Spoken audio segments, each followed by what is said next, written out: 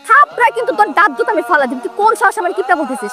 হ্যাঁ আমার দেখে তোর ফকিনি মনে হয়? 10 টাকার জন্য আমি কিপটামি করবো এখন? তোর ভাড়া 30 টাকা, তোর আমি 30 টাকা দিছি, তুই আমার মুখে মুখে কথা হইতেছিস। তোর যদি আমি একটা টাকা দিব, যদি আরেকটা কথা তুই কইছস। কি হয়েছে ভাই?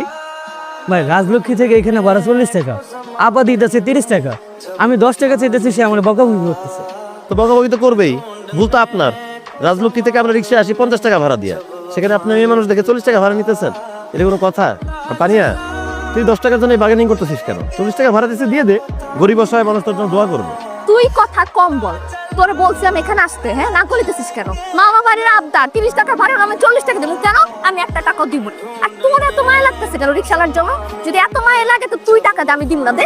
আরে বাপ রে বাপ, 10 টাকার জন্য তুই এমন করতেছ, জানি মনে হচ্ছে মরার পরে তোর বাপের গাড়ি বাড়ি তোদের টাকা পয়সা সব নিয়ে কবর দিতে পারবি। আরে রিক্সাওয়ালা মানুষ 10 টাকা চাইছে, দিয়ে দে না। আচ্ছা থাক, তোর দেওয়া লাগবে না ভাই, ওরে মাফ করে দেন। ওর হয়ে ওর পক্ষ থেকে আমি আপনার 10 টাকা দিতেছি। না মামা দিতে হবে, রিক্সা দিয়ে আসছে উনি, টাকা দিলে উনি দিবে, আপনি দিবেন কেন? আর আপা পারবেন তো, গরিব বেশ হবে তো, আপনি কারো লোকে পারবেন। কি গো ওয়েটার, বিলটা নিয়ে আসেন তো। এই জন্য বিল 1400 এসছে, 1500 দিলাম, 100 টাকা আপনার ফিক্স। এই ভাই একটু দাঁড়ান, কি ব্যাপার তানিয়া? 1400 টাকা তোদের বিল আসছে, ওনাকে 100 টাকা বেশি দিলি কেন?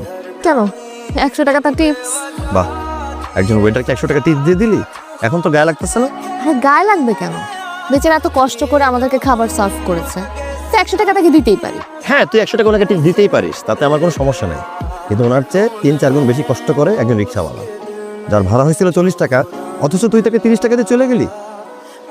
বেচারা এতবার তোকে বললো 10 টাকা দিতে, তুই দিলি না। তোর কাছে তখন 10 টাকার মূল্য এত হয়ে গেছে, এখন যে ওয়েটারকে 100 টাকা টিপস দিলি, এখন কেন হিসাব করতেছিস না? না, ওয়েটারকে টিপস দেওয়ার সময় তো আমরা এত কিছু হিসাব করি না। এটাই আমাদের সমস্যা, আমাদের যেখানে হিসাব করা দরকার সেখানেই আমরা হিসাব করি না। এই যেমন ধরে ওয়েটার ভাই, উনি এসি নিচে কাজ করতেছে, মাস শেষে একটা স্যালারি পায় এবং মানুষজন খাওয়া শেষ করে তাকে কিছু টিপস দেয়। আমি তো মনে করি উনি মোটামুটি ভালোই আছে। কিন্তু একজন রিক্সাওয়ালা রোদে পুড়ে বৃষ্টিতে ভিজে তার মাথার ঘাম পায়ে ফেলে আমাদেরকে এক জায়গা থেকে আরেক জায়গায় নিয়ে যায়। আমার মনে হয় আমাদের উচিত রিক্সাওয়ালাদেরকে বকশিস দেওয়া, 10 টাকার জায়গায় 20 টাকা বকশিস দেওয়া, কিন্তু আমরা সেটা করি না। রেস্টুরেন্টে খেয়ে ওয়েটারকে 100 টাকা বকশিস দিতে পারি, কিন্তু রিক্সাওয়ালাকে 5 টাকা ভাড়া দিতে পারি না।